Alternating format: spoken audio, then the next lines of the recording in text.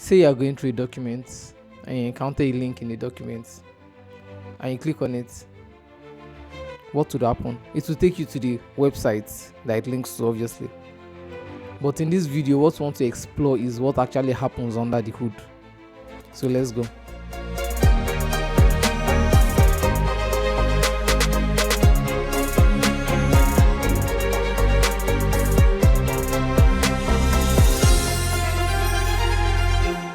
Hello, welcome to Building Block Dev. Today we'll be talking about the client-server model. As a software engineer, it is paramount for you to understand some of the basic building blocks of software engineering. And today we'll be talking about just one of those, which is the client-server model.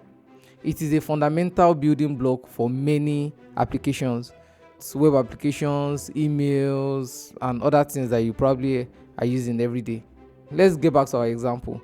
You are going through a document, you get to a particular link, let's say google.com, and you click on it. What is going to happen from your own point of view will be that, okay, yes, you are going to see the link, but let's explore what is going to be happening under the hood. So when you click on google.com, your browser doesn't know where to go to.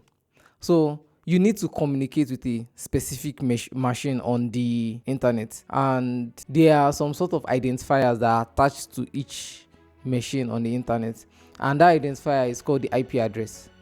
So then before you can communicate with a particular machine, you need to know its address. But how do we get it? So we want to go from point A to point B. That is from your client, which is your browser, to the google.com server, but we don't know the address to the server. So that's where something called the DNS comes in, so which is the domain name server. There are a set of servers that can give you the IP address to a particular domain like google.com.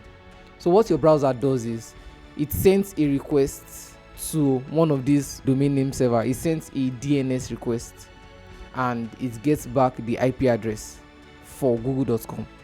So when it gets the IP address, then it knows that, okay, yes, I can communicate with this address.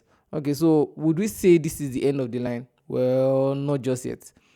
I'm going to liken a machine on the internet as a block of apartments, or better still, the mailbox of a block of apartments. So we have different mailboxes on that particular mailbox set.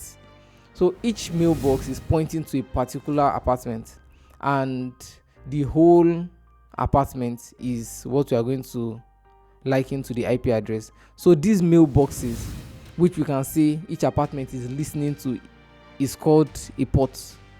So now on your machine, on each machine, you can have several ports that you can listen to, and there are some that are predefined, or let's say that there are conventions that we tend to follow. For instance, if you are making an HTTP request to a server, it automatically tries to connect to your port 80, and if you are making an HTTPS request, it tries to connect to the port 443. Then there are still other ports like the SSH to 22, then SMTP, you can have 587, just things like that. But then for this case, let's assume that the URL that is pointing to google.com is an HTTPS.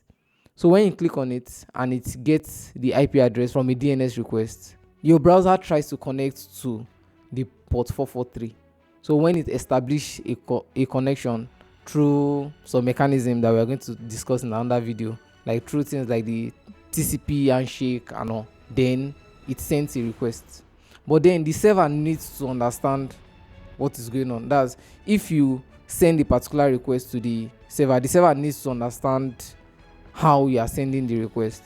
So this form of language per se that the client and the server use to communicate, that is a set of syntax and formatting, just things like that the server and the client will use to communicate, is called the protocol. In this scenario that we are using to explain this, we are going to be using the HTTP protocol. So we are going to go in depth into the HTTP protocol in another video, but let's just assume that, okay, you're able to package your request in an HTTP request. So since you are navigating to google.com, then we would need to send a GET request. So GET is one of the HTTP methods that you would need to request for resources from a server. So there's GET, there's POST, there's PUT, there's PATCH, etc. But here in this scenario, we are just going to send a GET request to the IP that we've gotten from the DNS server on the port 443 over an HTTP protocol.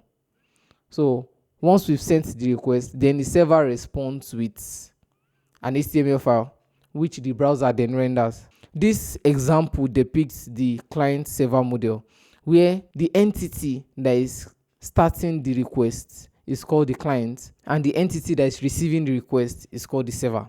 And it is not limited to your conventional client. Like for instance, as the typical client would be your web browser and your mobile application, for instance. But your server can also be a client. Like your typical server can also be a client for a particular scenario. So let's say Google is supposed to get resource, e.g. the authenticated user profile, from another server, although it's another Google server.